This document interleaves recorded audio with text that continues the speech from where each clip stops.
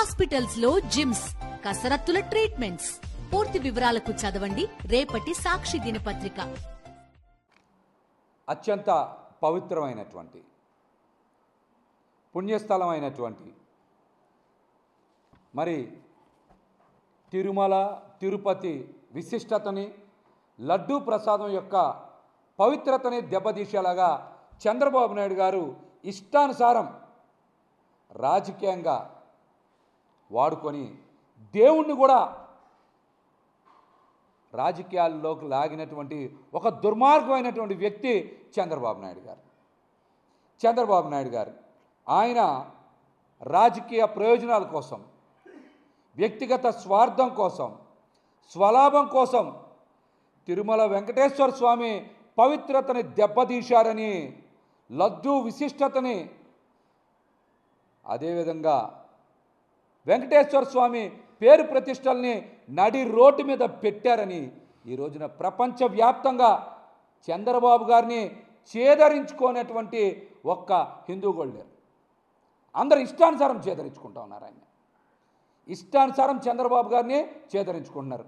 హిందువులన్న ప్రతి ఒక్కరూ కూడా చంద్రబాబు గారు చేసిన పని ప్రతి ఒక్కరు కూడా విమర్శ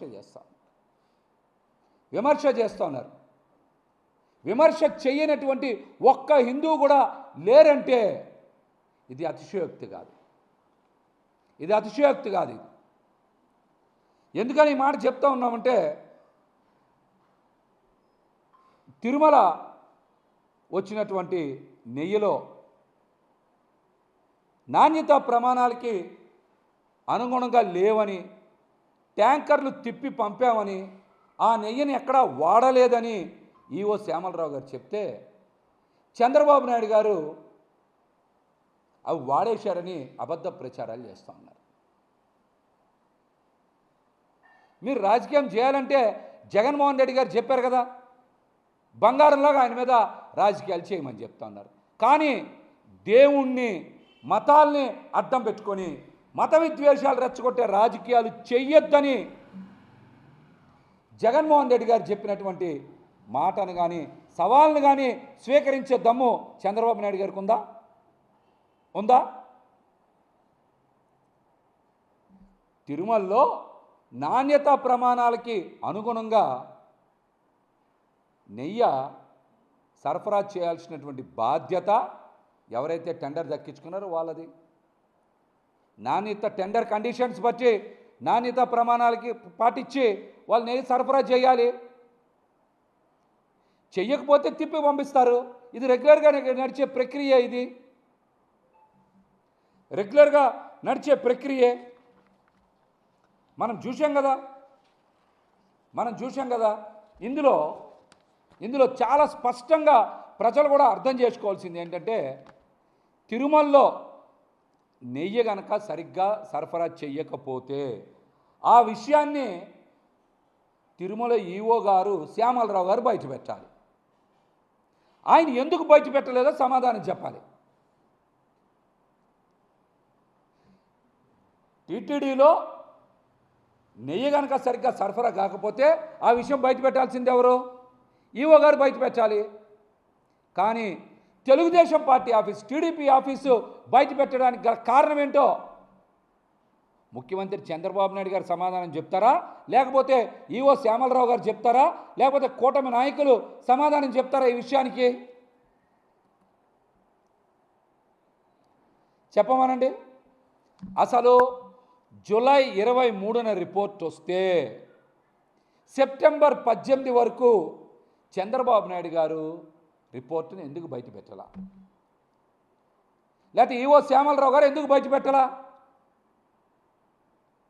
దీనికి సమాధానం చెప్పండి.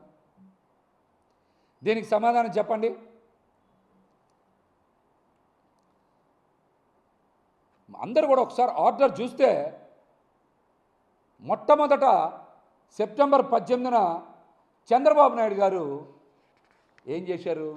ఒక మీటింగ్లో మాట్లాడుతూ సెప్టెంబర్ 18న చంద్రబాబు నాయుడు గారు తిరుమల లడ్డూ ప్రసాదంలో వాడిన నెయ్యిలో కల్తీ జరిగింది, జంతువుల కొవ్వు ఉందని మాట్లాడారు. మరి అదే రోజున ఆయన పచ్చి అబద్ధాలు మాట్లాడారని చెప్పడానికి నిదర్శనం వెంటనే ఈఓ గారు 4 ట్యాంకర్లని మేము రిజెక్ట్ చేశాం, షోకాజ్ నోటీస్ ఇచ్చాం, వాటిలో వనస్పతి ఆయిల్ కలిసిందని చాలా స్పష్టంగా చెప్పారు. ఈఓ గారేమో రిజెక్ట్ చేశామన్నారు, చంద్రబాబు నాయుడు గారేమో వాడేమని చెప్పారు. చంద్రబాబు నాయుడు గారు వెళ్ళేమన్నా అక్కడ తనిఖీ చేశారా? లడ్డూలు తయారు చేసే దగ్గర ఈయన నుంచొని చూశారా? దీనికి సమాధానం చెప్పాలి.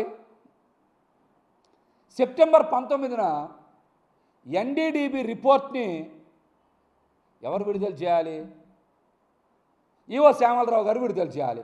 కానీ టీడీపీ ఆఫీసులో విడుదల చేశారంటేనే ఇందులో ఎంత పెద్ద కుట్ర ఉందో ఒకసారి రాష్ట్ర ప్రజలందరూ కూడా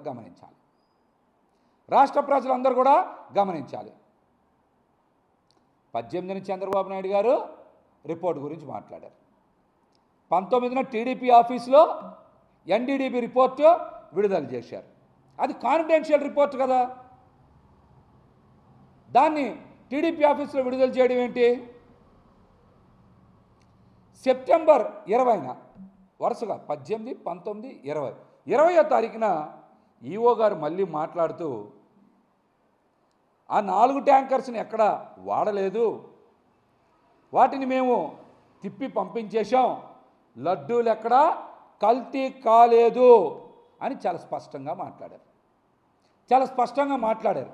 అంటే చంద్రబాబు నాయుడు గారు సెప్టెంబర్ 18న మాట్లాడిన మాటలకి సెప్టెంబర్ 19న టీడీపీ ఆఫీసులో ఎన్డీడీబీ రిపోర్టు విడుదల చేసిన దానికి అన్నిటికీ సమాధానం ఎవరు చెప్పారు? 20వ తారీఖున ఈవో శ్యామలరావు గారు చెప్పారు కదా, 4 ట్యాంకర్లని వాడలేదు, అవి అరికి తిప్పి పంపాం, లడ్డూలు అక్కడ కల్తీనే వాడలేదు, లడ్డూల్లో కల్తీ జరగలేదని చెప్పారు కదా.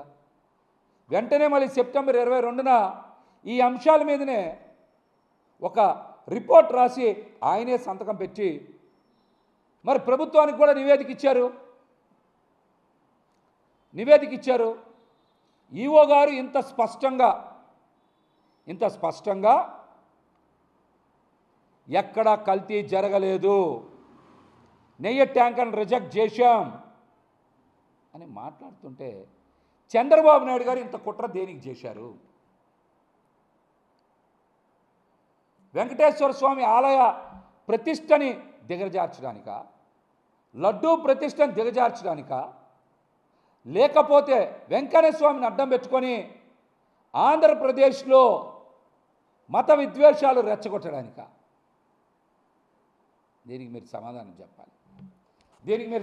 చెప్పాలి.